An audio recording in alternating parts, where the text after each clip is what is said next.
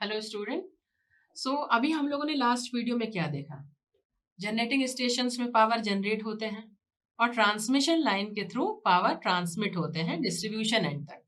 अब इस पावर को ट्रांसमिट करने के लिए जो ट्रांसमिशन लाइन हम यूज कर रहे हैं, वहां पर कई सारे हम लोगों ने कंडक्टिंग मटेरियल्स के बारे में पढ़ा। कॉपर है, एल्यूमिनियम है, कुछ एलॉय मटेरियल्स हैं।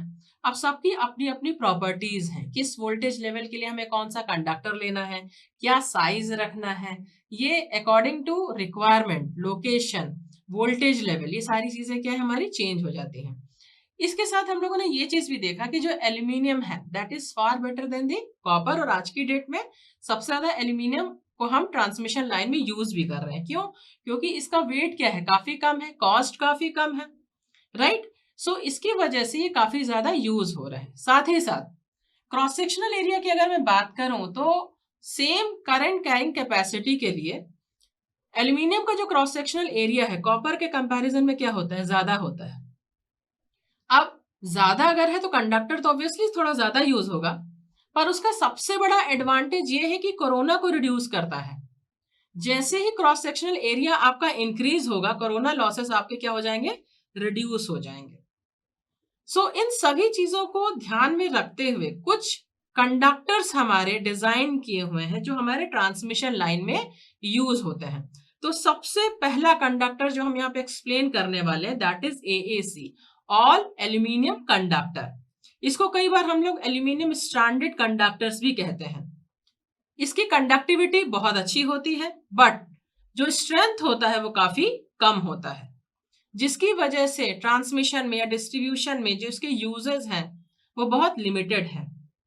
इसका यूज हम कहां पर करते हैं, अर्बन एरियाज में, जहां पे शॉर्ट स्पान है और कंडक्टिविटी हमें ज्यादा चाहिए है, तो वहां पर हम इन कंडक्टर्स को यूज करेंगे। स्पान क्या है, दो टावर्स के बीच में जो आपका गैप होगा, जो डिस्टेंस होगा, that is known as the span length.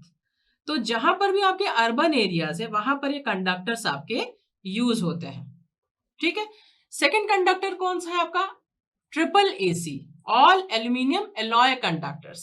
जैसा कि आप यहां पर सुन रहे हो एलॉय कंडक्टर है, ठीक है। तो यहां पर क्या होगा, कुछ आपके मटेरियल्स का क्या है, ये मिक्सचर है। जैसे कि यहां पर जो आपका एलॉय होगा वह एल्यूमिनियम का, मैग्नीशियम का और सिलिकॉन का है।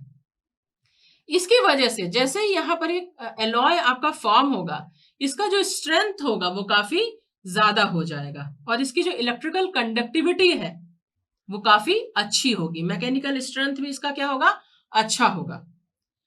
इवन जो इसका वेट है एज कंपेयर टू ACSR वो काफी अच्छा होता है, राइट ना।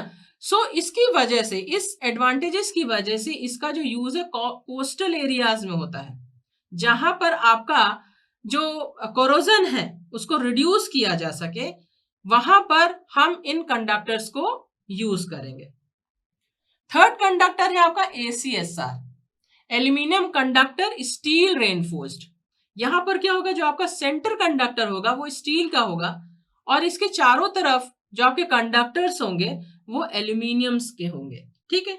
इसकी वजह से होगा क्या, इसकी वजह से क्या होगा कि यहां पर इसका जो टेंसाइल स्ट्रेंथ है या मैकेनिकल स्ट्रेंथ है वो काफी अच्छा हो जाएगा। इवन कंडक्टिविटी तो अच्छी होगी ही, पर इसका जो टेंसाइल स्ट्रेंथ है वो काफी अच्छा हो जाएगा। कई बार आपके जो कोर में जो आपके वायर हैं वो गैल्वेनाइज्ड फॉर्म में होते हैं, मतलब जिंक कोटेड होंगे या एल्यूमिनियम कोटेड होंगे, एल्यूमिनाइज्ड होंगे, राइट। यहां पर क्या है, बहुत पतली पतली कोटिंग्स आपकी यूज की जाती है ताकि कोरोजन को रिड्यूस किया जा सके, ठीक है।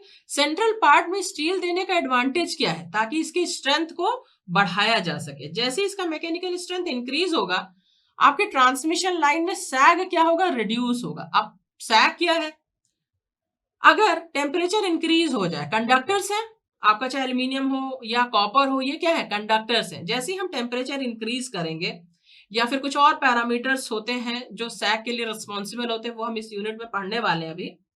तो जैसे अगर मैं टेम्परेचर पैरामीटर की बात करूं, जैसे हम टेम्परेचर को इंक्रीज करेंगे, कंडक्टर क्या एक्सपांड होगा, एक्सपांड होगा तो इसकी जो लेंथ है वो क्या होगी, इंक्रीज होगी।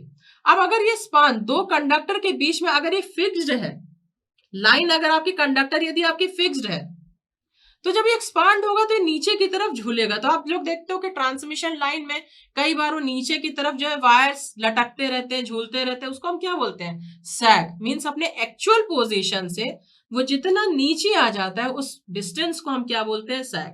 तो जब कंडक्टर की मैकेनिकल स्ट्रेंथ अच्छी हो जाती है, अच्छी होती है, अच्छा रखा जाता है, तो सैग का फॉर्मेशन कम से कम होता है। ठीक है, इसलिए आज की डेट में सबसे ज्यादा ट्रांसमिशन लाइन में ACSR कंडक्टर्स हमारे यूज हो रहे हैं, राइट। इसके बाद हमारा कौन सा कंडक्टर यूज होता है, ACAR, aluminium conductor alloy reinforced, right. ये भी आपका जो कंडक्टर है वो एलॉय बेस्ड है, जहां पर हम एल्यूमिनियम यूज कर रहे हैं।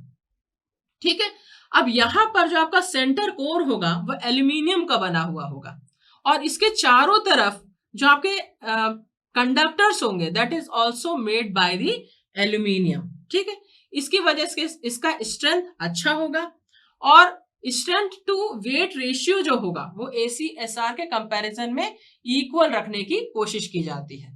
तो ट्रांसमिशन और डिस्ट्रीब्यूशन में इस कंडक्टर का भी यूज ज्यादातर देखा जाता है। लास्ट है बंडल्ड कंडक्टर। बंडल्ड कंडक्टर हम क्यों यूज करते हैं, जनरली आपने देखा होगा कि जब हम एक सिंगल कंडक्टर यूज करते हैं, सिंगल हमने एक जैसे छड़ ले लिया, तो इसका ड्रॉबैक क्या है, इस छड़ को क्या हम मोड़ सकते हैं, कहीं पर ट्रांसपोर्ट कर सकते हैं आसानी से, नहीं। पर अगर यही एक फ्लेक्सिबल वायर है तो हम इसको क्या करते हैं, इजिली हम मोल्ड कर सकते हैं, इजिली एक जगह से दूसरी जगह तक ट्रांसपोर्ट कर सकते हैं। तो बंडल्ड का मतलब क्या है, बंच के फॉर्म में, जहां पर बहुत सारे पतले पतले वायर्स रस्सी के फॉर्म में, जैसे आपने रस्सी देखा होगा ना, बहुत सारी पतली पतली रस्सियां होती है और एक रस्सी को फॉर्म करता है वो, उसी तरीके से बंडल्ड क्या है, वही जो पतली पतली रस्सियां है वो किसका फॉर्म है, कंडक्टर का एक फॉर्म है। ठीक है, तो कई सारे कंडक्टर बंडल्ड फॉर्म में होते हैं, और and they are twisted with each other, twisted together, right. तो जहां पर भी आपका EHV ट्रांसमिशन होना है, एक्स्ट्रा हाई वोल्टेज ट्रांसमिशन होना है, आप ग्रेटर देन 220 kV, तो वहां पर जो हम कंडक्टर्स यूज करते हैं that is the bundled conductor.